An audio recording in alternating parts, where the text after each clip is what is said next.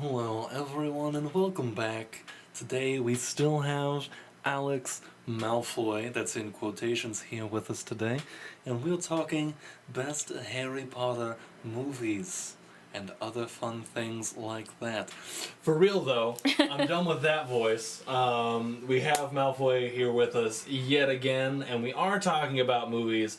It's another Saturday podcast here with your family hear it, or something like that. So, I already said we have Malfoy. We do have my lovely wife Erica with us as well, Hello. as per usual. So, movies. Harry Potter movies, to be specific. This is kind of going to be a free-for-all, so we apologize if this gets... Yeah, there's not going to be much structure to this. We're going to probably just open up with our rankings for which movies are best and which movies are worst. And then just cherry pick and talk about ones we have opinions about. All right.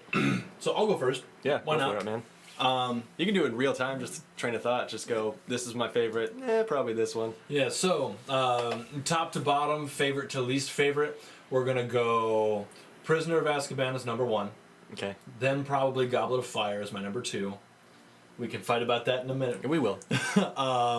Then we got Order of the Phoenix, Half-Blood Prince in at number 4. Again, have opinions about that, but we'll keep talk going. about that. We'll keep going. And then we've got so then we have Sorcerer's Stone, Chamber of Secrets, and then you have part 1 and 2 of the last one at the very end. Really? You put both of Deathly Hallows at the bottom. I put both of Deathly Hallows at the bottom. Interesting. All right, Erica, what's yours? This is always really hard for me. Probably somewhere at the top, either Sorcerer's Stone or Deathly Hallows Part 2. Then Half-Blood Prince, Wow, really? You guys put Half-Blood Prince really high. Goblet of Fire, Goblet of Fire too. Prisoner of I think Azkaban, we're killing Malfoy. Order of the Phoenix, Deathly Hallows 1, and then Chamber of Secrets. Jeez. I think, just off the top of my head. Wow. Okay. All right. What's your almighty opinion? Okay. So this is the correct opinion, if anyone's wondering. Prisoner of Azkaban, number 1. Order of the Phoenix, number 2. Deathly Hallows Part 1, Oh. number What? 3. Okay. Harry Potter and the Ridiculously Long Camping Trip. It's great. Okay. Sorcerer's Stone at 4. Deathly Hallows Part 2 at 5. Chamber of Secrets at 6.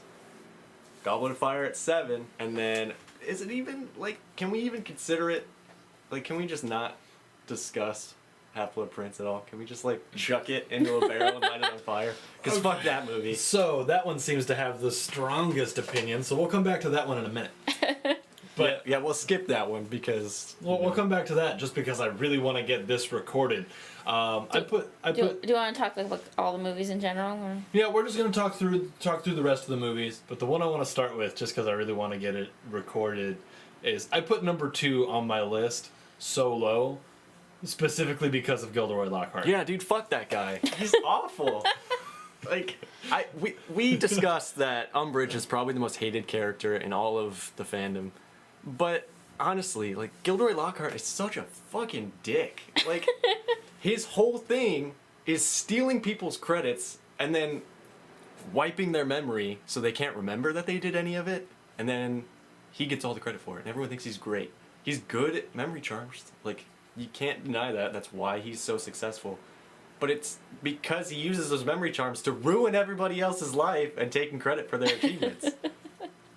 Even Umbridge wouldn't do that. I think she would. No, because she has some level of pride. True. Okay, I'll give you that. Also, just, I don't know if it's like a testament to, who's the guy who played him in the movies? Kenneth Branagh, right? Yeah. That dude did such a great job in making me hate that character as much as I hated him in the books. See, then that just means he did a good job. That's what I'm saying. He did a great job. Like, him and, God, I used to know her name. The actress who plays Umbridge. Both of them. Fantastic casting choices. They inhabit that character. They're both perfectly cast. Mm-hmm. Because I hate both of them so much. Okay. Yeah, Lockhart he is charming, but in a way that you can totally tell it's manipulative. like all the girls like love him, but I don't know how much of that is because he's like Well, smart. he's actually handsome. Like, he Yeah. has that going for him. I was gonna say But he's not a stu- not attractive But he's guy. stupid. If you actually take the time to talk to him, he's stupid. Like Harry realized that right away. Like Well, you're and an idiot. That's also why Dumbledore hired him. Because he's Yeah. like, we're going to have shit go down this year. Yeah. So you're going to come teach, and then when you can't do anything and people realize you're a fraud, then I destroyed you. Because Dumbledore's cool like that. Dumbledore's master plan. Yeah. Spoilers, but he still had to die. Yeah, because, telling fourth graders that Snape kills Dumbledore. What a great... Throwback. What a great thing to do with your life. So on the Dumbledore has to die. Let's just get it out of the way. Why do you hate Half-Blood Prince so much? Okay, multiple reasons, but the big glaring fucking problem with this movie is the burrow scene. It doesn't exist in the books. They added it, they burnt the burrow down, and then when they come back to it in the next book, it's perfectly fine. There's no consequences. Like It's nothing as if happened. that scene never Yeah. existed because it didn't. They added that scene so that way the CGI people can add it to their resume and look what I fucking did. I burnt down this family's house who everybody loves. And yeah.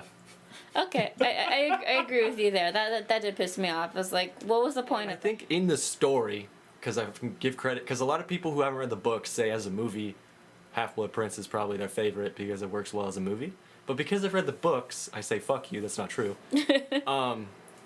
The scene is supposed to be Bellatrix and Fenrir show up and they start fucking with the Weasley's house, and then they're on break, so Harry ends up being there, and then he and Ginny are having this moment. Like, Ginny goes out to save him, and it's supposed to be like Ginny's empowering, and she has this like one moment of character development for the entire movie series, which is another reason why I hate this movie, is because their relationship isn't even earned.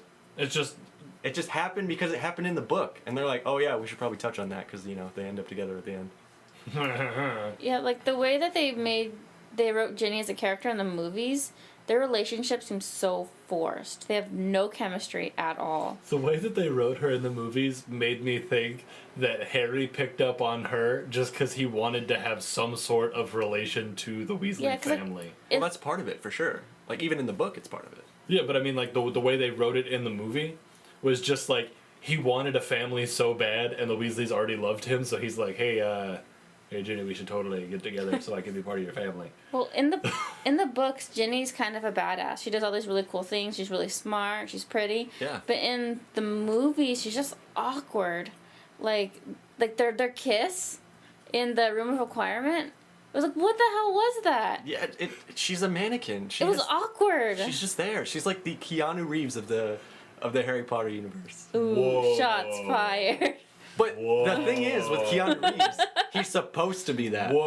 Whoa! That's a thing. In case anyone doesn't know, Ian loves Keanu Reeves. I love Like it. you're like a fanboy. I like Keanu Reeves too. I'm not saying I don't like Keanu Reeves. I'm just Fuck saying you. Keanu Reeves has a very niche role of being so plain that the audience could then project themselves onto Keanu Reeves. you That's know- his thing. you know- That's what he's hired for. So real fast, I was thinking it while Erica was talking about it, where she said that Ginny was just so awkward. The better casting choice would have been Michael Cera as Ginny. Yeah. as Ginny. Sure. It would have been bring about an the American same. actor for a British production. Oh, whoa! Just chill with that. Hear me out. Put a red wig on her, it would have been Yeah, but- about the same. Yeah. Because that would have been like, who's that? Oh, that's my sister Ginny. And the camera pans over, and he's like, oh, hey, what's up, guys? And he like flips up his hood and like puts his hands in his pockets and walks out because he doesn't know what to do. I don't know, man. It's like it's one of the okay. So this is a problem that I've had with I think just adaptations to movies or television in general, which is the idea of letting you're assuming the audience is familiar with the source material in the books, so you leave things out because you know that they can fill them in, but then by leaving them out, you're pissing off that same target demographic because you didn't include it. Because they wanted to see it adapted. So like watching as a kid when I'm watching the movie for the first time, and I can apply all this knowledge I have of Ginny from the books to what's going on in the film and be like, oh, I'm glad that they did this. But then afterwards you go back and you're like, wow, they didn't put any of the good stuff in this movie, and now it's just they're together because they're supposed to be. Because like listening to them for the first time, but revisiting the books recently, Ginny's one of the best characters, man. She's a badass. And then in the movie, she's just there. I didn't have an opinion on Ginny until Deathly Hallows. In the books or In the books. Oh, okay. I didn't really have an opinion on her one way or another. Their relationship was blossoming. It was thriving. They were in this good place.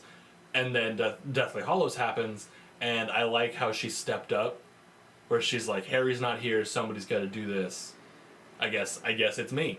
And she then, like, kind of led Dumbledore's army. Well, no, Neville did, but she was one of the upper people. Like, She was more vocal about it than Neville was. well, not even that. Like, Neville came into his own once he got his own wand. Like, he just needed his wand to be broken, which, again, didn't happen in the movie, so you don't know that. He's just a badass suddenly in Deathly Hallows Part 2. Well, it's because he grew up and became a hunksicle.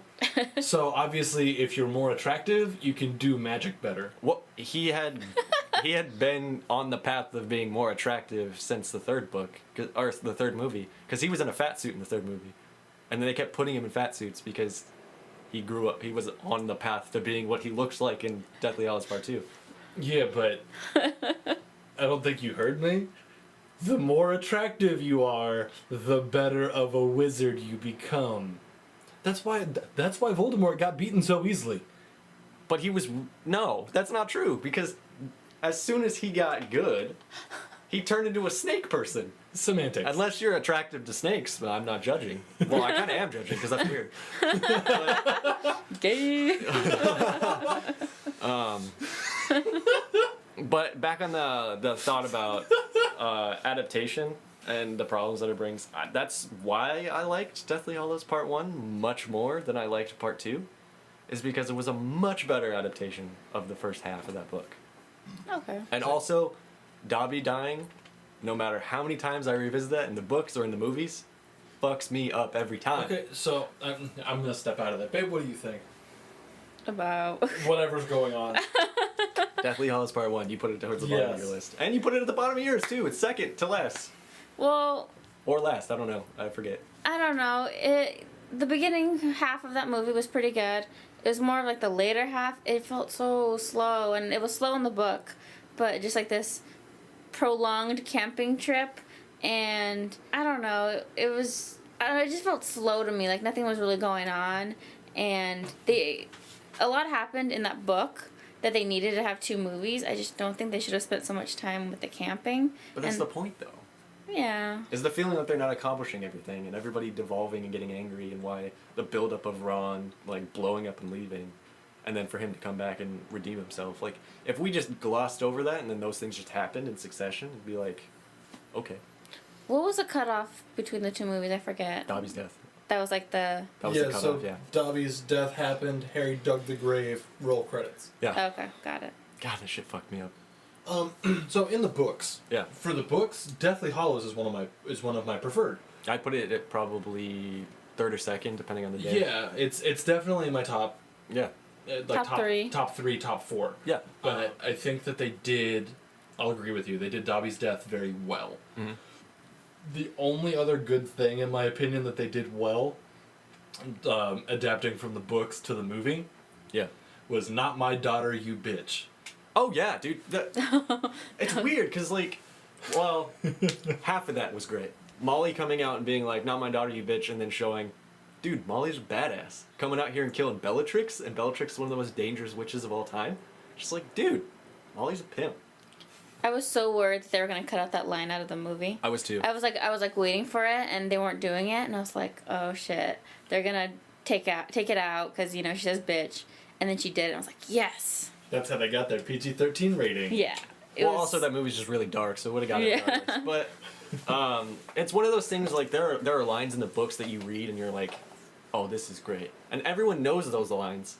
So when the movie comes out, you're like, there's no way this isn't going to be the movie. Like for the battle at Hogwarts, you needed "Not My Daughter, You Bitch." Yeah. Yeah. Because that was like the one point of triumph in that entire scene. Well, it's also giving Molly her due. Like she's been the mother the whole time. More or less, her scenes have been like being really motherly because she's the mother figure in the books. Like nobody else. Maybe McGonagall sometimes, but not as much. She's more of a father figure, depending on how you define the term. But Molly is the definitive mom of the story. Yes. Of everybody. And all the scenes of her being overly emotional, pestering everybody, being angry, being this like stereotypical like British mom. Sorry to be offensive, but if you watch traditional British literature and movies, like the mom is always a terrible person. Like, have a cup of tea. I don't think we have anybody that watches this from England. I mean, We might. We might. England, hello! people are professionally offended nowadays, so I just apologize to cover my ass. Good, touche. But for her to like come out and to be like, okay, I'm not just the mom, I'm actually really good at magic, and just fuck Bellatrix up. I like that gives her a little bit, like, that moment and that line gives her so much more depth of character in 2 seconds. Oh yeah, for sure. Because she's such a she is a phenomenal wizard to be able to just step up and put Bellatrix down, yet she chooses to stay at home and be the mom. It's like she loves her family that much. Right. And this might be just me, but in the movie, I was really disappointed they didn't show Fred's death because that was such a devastating part of that book. Oh yeah. Was that it was. They didn't even show Percy coming Yeah, back. because like Percy came back and he made up with his family and they were having a good time, they were fighting, and he died laughing and smiling and having a good time. And then like, in the movie they just showed him just laying there, and it was sad, but you don't get to have that moment. They didn't even show Lupin and Tonks though. Yeah. They show them on the like hospital like. Okay, but that was Benches for like this long. You didn't get to see You how didn't get like, to see Tonks like for more than like 5 minutes at the beginning of Order of the Phoenix though. They to be fair. totally gypped Lupin and Tonks of their storyline in that book because Teddy wasn't there. Like their death was so much sadder because they had a son. and their And Teddy death, mirrors Harry. Yeah. their That's the whole death point. sets in motion what Harry's life could have been if he was raised as a wizard. Right, yeah. That was the parallel. Yeah, where it's his parents died. Harry, Teddy now goes to live with family, people that love him, that will nurture him in the community, people that will take care of him and show him how to live. Yeah, they totally like glossed over that in the movie. Where, I mean, if you read the books, you were still sad, but you missed the impact that it had when you were reading the books. And the thing with Percy too, like I hadn't read the books since like middle school. So revisiting, I forgot because I had seen the movie like so many times since. But I forgot that Percy shows up in that scene. Yeah. And he shows up and then they're like, you know, coming together and like they're like, "Oh, we're not going to hate you. Like you're our brother, we're family. Like you did what you did because it was what you felt was right. We can't hate you for that." And then shit hits the fan, Fred dies. And Percy clings to Fred's body, and he's like, no, no, no. And they're like, we gotta move, otherwise we're gonna die. Like, we'll come back for him, I swear. And he's like, I can't leave him. And that scene, I forgot it happened. So I'm at work, trying to do my job, listening to the book. And I'm like, shit, I'm totally gonna cry right now. This is insane.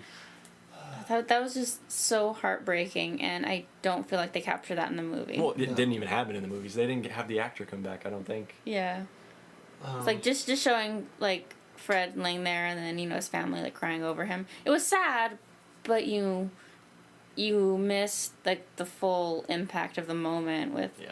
like finally like all this shit's happening, everyone's like struggling to live, and they have this brief moment of happiness when their families reunited. Yeah. Just to be torn apart again. I liked. So this is kind of devolving into like nitpicking Deathly Hallows Part 1 and 2. But I enjoyed McGonagall summoning the suits of armor.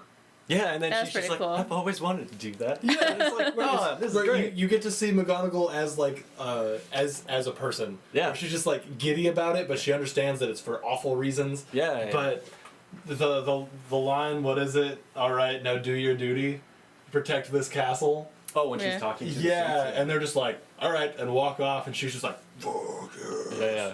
It's like she's a badass. Yeah. But I think you touched on it. We're just nitpicking Deathly Hallows at this point. So we need to kind But- of move on into the Yeah, movie we'll at some probably point. we'll jump to Goblet of Fire because I have a rant for that. But Okay. the last thing, I think the reason that we were nitpicking the end of Deathly Hallows so much is because there was so much resolution in the books, and the importance of how people died, and it didn't translate to the movies. Like, Voldemort disintegrating defeats the entire purpose of him dying. Yeah. Like, him dying and then the corpse, well, one, them fighting in front of everybody in the Great Hall. So it's like this arena of like, yeah, this shit's going down, instead of them out bumfuck nowhere in the castle grounds by themselves. Well, it was supposed to be a duel. Yeah, and then him dying and just being a human corpse was huge, because he tried to be more than a person, but at the end of the day, when he dies, He's just a person. he's dead like every other human. Yeah, he tried so hard to cheat death that when he died, like, he died the most human way possible. Right. So it was just like, And And in the movie, he turns into black confetti, it's basically. like, what was that? Yeah. I'm sorry to stay on this, because you said you had something you want to talk about Goblet of Fire. No, Wait, no. wait, I have one more point about Deathly Hallows. I'm sorry. Why the hell did Harry break the Elder Wand? Yeah, no, fuck that scene too. He was supposed to give it back to Dumbledore. Yeah, he was supposed to take it back to the grave. Like, he didn't. Well, in the movie, he didn't fix his wand, did he? No. Mm-mm. He was supposed to fix his wand and then give it back. But he breaks it. Like, So what the hell? the people I've seen defend that scene are saying, well, he breaks it so that way no one can really be the master of death. So that's no longer an issue that anyone can have. So if anyone rose to power, they can never get the Elder One, or the Deathly Hallows in general. But he already hid the stone. He just tossed it in the Forbidden Forest. So no one's going to find it. Accio Stone. Doesn't work. That's part of it. I'll make it work. Sure. Whatever. You muggle. But also, that was, at the end of the day, that was Dumbledore's wand. Like, give it back to him. Mm-hmm. Put it in his grave. So on this last thing on Deathly Hallows, Oh, yeah. and then we'll move on. Yeah. I was reading a thing about how Dumbledore showing up to Harry when he died was actually death hanging out with Harry. Oh, King's Cross? Yeah, because like it said in the story of the brothers, he greeted death as an old friend. Harry dies, and it's Dumbledore, and he's like, "Hey, what's up, dude?" More or less, like Right. there was more to that, and the way they talk, like I like the theory of just he didn't actually talk to Dumbledore. Death met him and was like, "You have stuff to do still, so you're not quite dead yet." Well, it's also one of those things of like, because he had the Horcrux in him, and he gets hit by the Killing Curse again. I may have misunderstood the scene, because that's probably the most confusing part of the books, was the way that scene was explained. But it's him choosing to destroy the Horcrux within him, and then still living, and then the Killing Curse just destroyed the Horcrux. Because the way that you destroy a Horcrux is destroying its container. So by killing Harry, that ultimately destroyed the container, and then the Horcrux dies. And then he can choose to live again. And then because he sacrificed himself, he now projects the same thing that Lily gave him to everyone at Hogwarts. Because he sacrificed himself for them. The protection, Yeah. whatever thing. Which doesn't get explained at all. Real fast, since Harry died and came back, does that mean he gets to be like a new Wizard Plus? Like, does he keep all the stuff he had in the last game, and does he just get to start over? I think legally, yeah, that's how that works. Okay, so he's playing New Game Plus now. Yeah. Okay, just making sure. But I mean, he's not starting over at the beginning, right? Like, his parents didn't re-die. Okay. I just wanted to make sure that we're all on the same page here. No, I get what you're saying. Okay, so Goblet of Fire. We're Okay. moving on to Okay. something else that apparently is hated. Okay, listen. Here's the thing. Goblet of Fire, one of the coolest things about that book is the idea of exploring the international relationships between the wizarding community. That's what you get with Triwizard Tournament, between all the different schools showing up from different parts of Europe. The Quidditch World The Cup. Quidditch World Cup showing up, and like everyone from all parts of the wizarding world showing up for this event. Something that's like inherently human. Like humans have the Soccer World Cup, we have other sports, we have international competitions, stuff like that. So this shows this very like like you can relate to this part of the wizarding world even though it's fictional. And for that to be such a solid through line throughout the book, and then at the end when the Voldemort, the one evil that unites the wizarding community, shows up, even though it doesn't explicitly say it, you've been prepped with the rest of the book, you've been primed with this idea of international cooperation. So they touch on it in the movie, because you show up and they go to the Quidditch World Cup and it's fine. But then they do the super cock tease where you show up and you're in the stands and they have the teams come out, they have the leprechaun fireworks, they have the vela and everything. And then right when the game's gonna start, we cut, they're back in the tent and Ron's talking about how great the game was. Fuck you, dude. How are you gonna cut away from the Quidditch World Cup and then just the next thing is dialogue saying, wow, wasn't that great, guys? That thing you totally didn't see right now because we didn't have time for it? And it's not like they couldn't have given us Quidditch. We've had Quidditch in the last 3 movies. The movie wasn't even that long. They totally could have added an extra 10, 15 minutes of the game so we could see something. Because in the book, the game was just so epic. It was so intense, and that they just totally just like glazed over it. In the movie, it's like, what the hell? I was excited about this. Yeah, and that's the thing. I almost wish they hadn't have done the lead up to it. If they had just like been there, they have a scene where they say they're going, and then we cut. So like, there's no hype. You don't build up hype for nothing. And then, I mean, I would have hated it still because it's not in the movie, obviously. But I wouldn't have hated it as much in retrospect because you didn't fucking hype me up for this great, like, that's one of the best scenes in the entire series. Is this, you get this glimpse of the wizarding world that's not based around Hogwarts. And it's this thing of like, wow, this is totally like a normal thing that they just do. Like this is like everyday life. It's not a war, it's not government, it's not school. It's like, this is like a cool thing that's like so normal that we can relate to, even if we don't have magical powers, you know? And they totally just cut it out. It's bullshit. Just to make sure I have it right, I really don't want people to hate me for this question because I'm having a really hard time remembering. Did Victor Crumb play in the World Cup? Yeah. Yeah. Okay. That's what he's known for. I'm just wanting to make sure because I knew that he had a reputation. Like he was a known wizard. Yeah, because in the book, Ron bought a little like Crumb figurine, and then when Hermione started dating him, Harry found like broken pieces of it. Yeah. Because he was like pissed off. Yeah. So it's this thing where he goes in idolizing Crumb, and that, I mean, they put that in the movie, so like that plot line made sense. And he's like, oh my god, that's Victor Crumb. He's like, he's an artist, and he's like, and then Ginny comes up and is like, I think you're in love, Ron. And he's like, stop it. But in the book, it's cool because it also explores. So one of the things that people complain about who have only seen the movies is how stupid Quidditch is. Because they're like, well, if you just catch the snitch and it's 150 points, like No. the rest of the game, the rest of the game is irrelevant. But there's strategy to it because Ireland's Seeker is god awful. But the way they win is they score so many regular goals that It doesn't matter. the snitch is irrelevant, and that's how they win. They outscore the snitch possibility. Bulgaria doesn't score at all, and then Crumb just ends the game because he's like, fuck it, dude, we're losing so bad. I just need to end this. Yeah, so the snitchers, catching the snitches basically, so it wasn't a shutout. Yeah, it was a mercy killing. And it wasn't in the movie! How is this possible? So since they did Fantastic Beasts, Right. that's one of the supplementary books to the series, more or less. Do you think we'll get Quidditch Through the Ages? Like 20 years from now. I doubt it. I mean, if it's like maybe a subplot in like the 3rd or 4th book in this new 5 series of movies. I don't even know maybe. how they would do that. You would do it as... This is a pitch that I'm going to do later because I don't want somebody to steal it. Well, we're going to be touching on North America stuff and Fantastic Beasts in the next one. So we can, Yeah. we can Talk about it later. Because this one's running pretty long. This one's running pretty long. Last thoughts. Again, I'm sorry. We tend to just tangent and talk. Yeah. What would you like to talk about, baby? Okay, so I'm conflicted on if I'm upset about this, but in Goblet of Fire, they wrote out Winky, the house elf. Do you think that was relevant or not to have?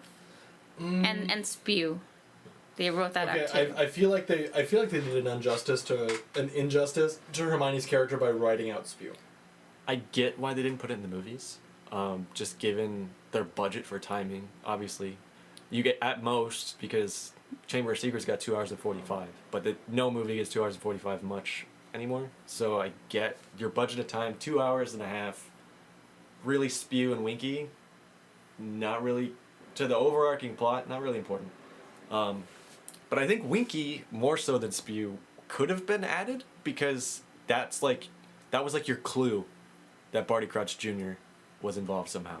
Was her showing up in the seats at the Quidditch World Cup and her sitting there next to an empty seat. You're like, oh, that's weird. You find out more about Barty Crouch Jr. and you're like, oh, Like, wait a minute. maybe there's something going on there. And then at the end, the reveal is that much more tragic for Winky, because now she gets drunk all the time and she hates her life because she can't do her job.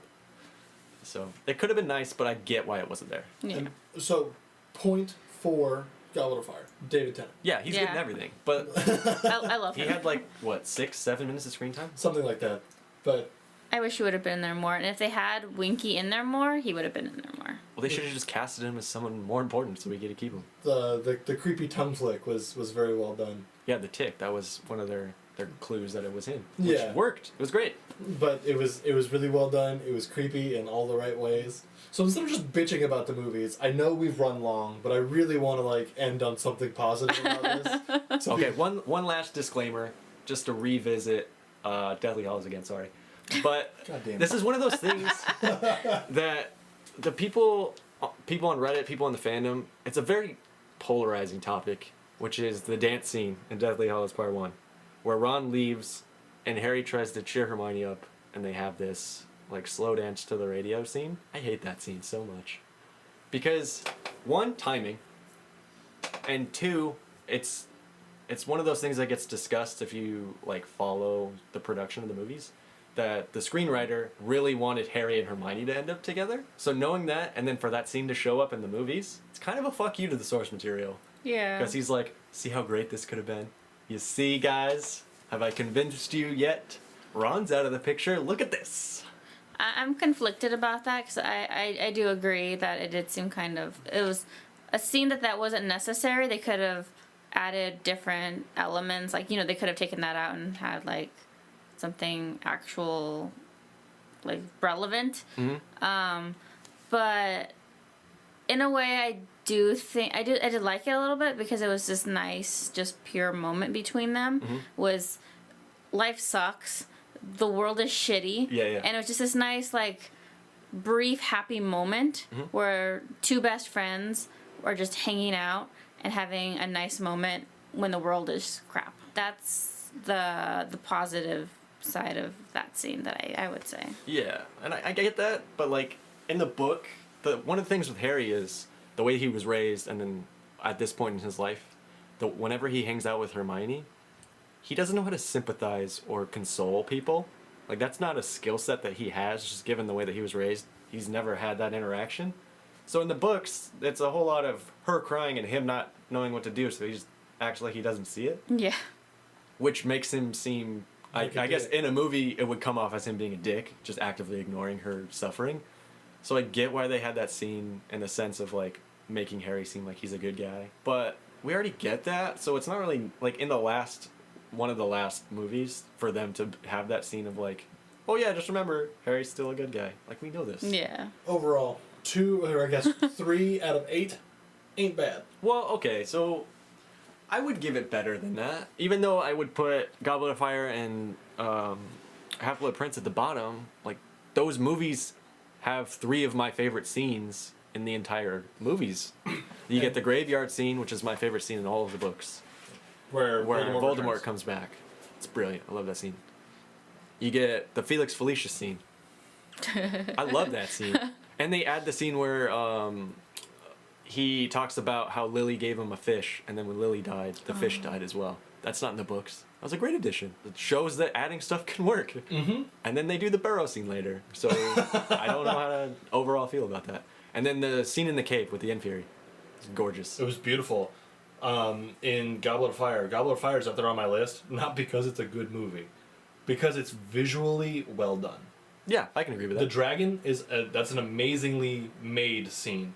Not like it's well written, anything like that. It looks good. The merfolk in the lake, I like that scene. That's It's- probably my favorite challenge, too. it was the great challenge in the book. But in the movie, it's creepy. It's scary. But the it's Grindylows are awesome. like they're scary, but they're still fascinating. Yeah. Crumb's like shark head thing. Yeah. that was pretty cool. It's like, well, like way to find a way around it as opposed to gillyweed. Yeah, well, it was also a half-assed transfiguration because he sucks at magic. That's the joke. Logistically, the dragon scene makes no sense because if you let the dragon get out, Like, He's that's- just gonna fly away. That's a huge ministry hazard that they have to bring people in for. That's why they brought them in cages, so that they don't break out and do what he did in the movie. So it's kind of counterintuitive, but it looked cool, right? That's like- what you're saying. It looked cool. Like that's why I like it, because they kind of took their budget and they're like, well, we already have something that's a pile of shit. Let's make it a pretty pile of shit. You're talking about the script? Yes. Yeah, okay. I was like, whoa, dude, I like that book. No, like the book is good. The script and the screenplay, Yeah. where it's like, we have this pile of crap. Let's at least polish it a little bit. What's your opinion of Gambit as Dumbledore? Because he gets a lot of shit for that movie. Did you put your name in the goblet of fire? Dumbledore said calmly. All right. Last thoughts. Very, very last thoughts. Baby, what do you think? In general. In the general. movies. I think I said this in the last one, but I really liked Sorcerer's Stone as a movie, just because it was pretty much exactly the book. It was fun. It was light. I didn't really care as much for Chamber of Secrets. It was a lot like the book, but again, Chris Columbus did a really good job with all of that. We didn't really talk about this, but my beef with Prisoner of Azkaban mainly is, I guess it's a continuity thing. The fact that they changed the grounds and like Hagrid's hut is all the way down like down like this hill or whatever, and before it was just like right off the edge of Oh, the I see what you're castle. saying. So it was a lot of that was the part for me that I didn't like about the movie, was all like the changes that the new director made, whatever his name is. Alfonso Cuarón. Yeah, he changed too much, and then the fact that they're in normal clothes for most of the movie, it was little things. It's just me nitpicking. The movie was good in terms of translating the book to film. It was just, I don't know, nitpicking, I guess. I don't know. Like, no, I get your... Like, most of the complaints I see about people not liking the movie are, oh, well, they totally dropped this, or they changed that, or... And those are fair things, because, like, as I said before, I complain about a lot of that stuff.